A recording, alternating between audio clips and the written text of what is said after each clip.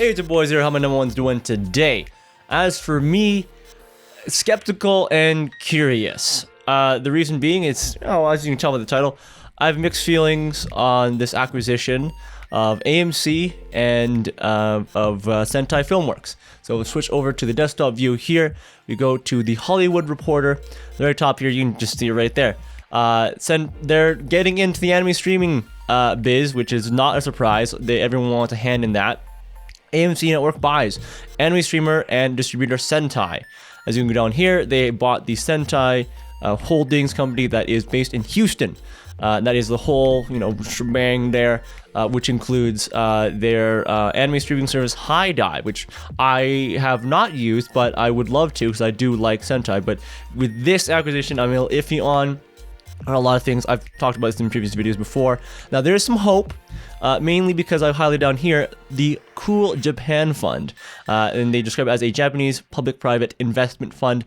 I'll talk more about that later. A little bit of research on them, so that I can actually speak about it. I heard a lot of people. I've seen some videos, like at least suggested to me about this, and I've not watched them yet. So I wanted my own fresh take on it. So that's why I'm speaking about today. So, why do I have any concern? Well, I have made 2 videos in the past. I'll link them in the card up there and in the description below as well for you guys to see. But I don't like the direction that Western anime distribution companies have gone.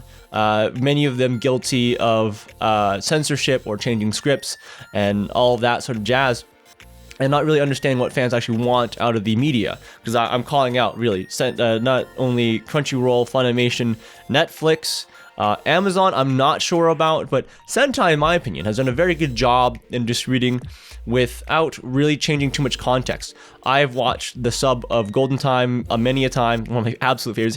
There's probably a reason why Kaga's back there behind me.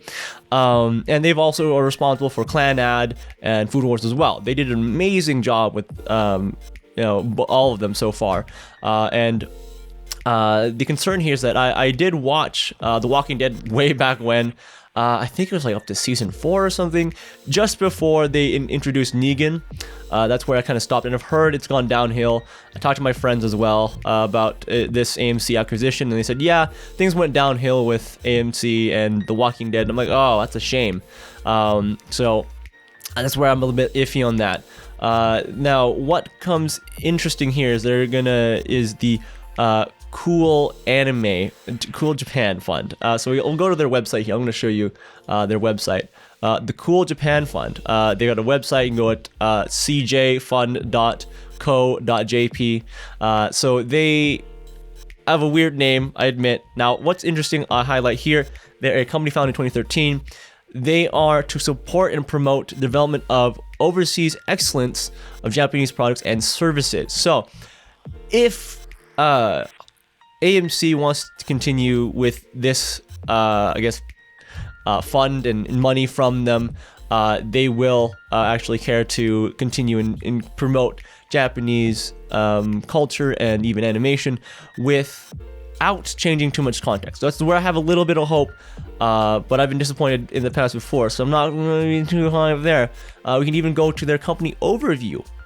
Very interesting here. We can check out what they've done. They've actually invested a lot of money, $118 million into overseas interest in, excellence in Japanese culture and services, all that sort of stuff. I really love it. And if you see a giant chunk right here, media content, $505 million. That's a large chunk. Now, I don't know how AMC's finances are, but that's a huge chunk right there. Like, that is almost 2/3 of, actually 1/3, more than 1/3 of the money that they've invested into anything at all is their media content, right? So I have a feeling they do think that is very important. And so if they want to continue getting money, and my respect, I mean, I'm just one guy, they better keep on going with that. So with High Dive, I have confidence. Let's go with that. But I still have my kind of doubts here and there, because it's just anytime any anime company's been bought up by another one, it's gone it's already sour, but it's gotten worse, at least for, Crunchyroll and Sony. But I don't really touch them anyway, so I'm just, if you want to check my just feelings on them, I made at least a few videos on that. So the Cool Japan Fund is some hope that I find in that, but I don't have too high hopes. I won't keep it. I will continue not to buy stuff from any other ones for now. We'll see. Time will tell in that case. But if they go the way of Funimation and Crunchyroll, I will be very disappointed in the Western distribution scene. Because now there's gonna be 3 that's gone.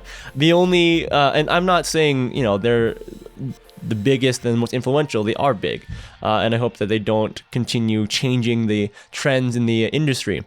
The only one I can think of that might be in the clear for now, minus the Sentai, would be Viz Media. If you don't know who they are, they're the guys who distribute manga and other things as well.